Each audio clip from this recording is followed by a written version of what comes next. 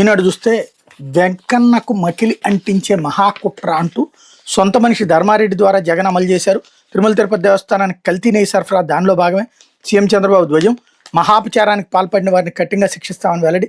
దేవదేవుడైన వెంకన్న సన్నిధిలో వైకాపా నాయకులు ఘోరమైన అపచారాలు చేశారు. చేసిన దుర్మార్గాలను బయటపడేసరికి వాటిని అడ్డగోలుగా సమర్థించుకోవడమే కాకుండా బూతులతో ఎదురుదాడి చేస్తున్నారు అన్నది ఆయన ఇచ్చినటువంటి స్టేట్మెంట్ ఇక్కడ హైలైట్ చేశారు. నెయ్యి కల్తీ పక్కా ఆన్ రికార్డ్ అంటూ పవన్ కళ్యాణ్. పాలే సేకరించిన డైరీ నుంచి లక్షల లీటర్ల నెయ్యి ఎలా అంటూ బీజేపీ రాష్ట్ర అధ్యక్షుడు మాధవ్ స్టేట్మెంట్ ఇక్కడ హైలైట్ చేశారు. వైకాపా ప్రభుత్వంలో తిరుమల తిరుపతి దేవస్థానం కల్తీ నెయ్యి సరఫరా వెంకటేశ్వర స్వామిని అపవిత్రం చేసేందుకు పన్నిన భారీ కుట్రలో భాగమని ముఖ్యమంత్రి చంద్రబాబు ధ్వజం ఎత్తారు. అది ఉద్దేశపూర్వకంగా మీరు పంపించిన ఈఓ ద్వారా ధర్మారెడ్డి ద్వారా అమలు చేసిన మహాకుట్రను మాజీ సీఎం జగన్ ఉద్దేశించి మండిపడ్డారు. అది కేవలం డబ్బు కక్కుర్తో చేసింది కాదు.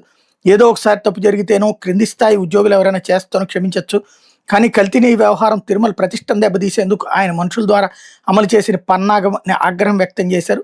కల్తీ నెయ్యి కుంభకోణం తిరుమల తిరుపతి దేవస్థానం అప్పటి చైర్మన్కి తెలిసే జరిగిందన్నారు అన్నట్టు వార్తని హైలైట్ చేశారు.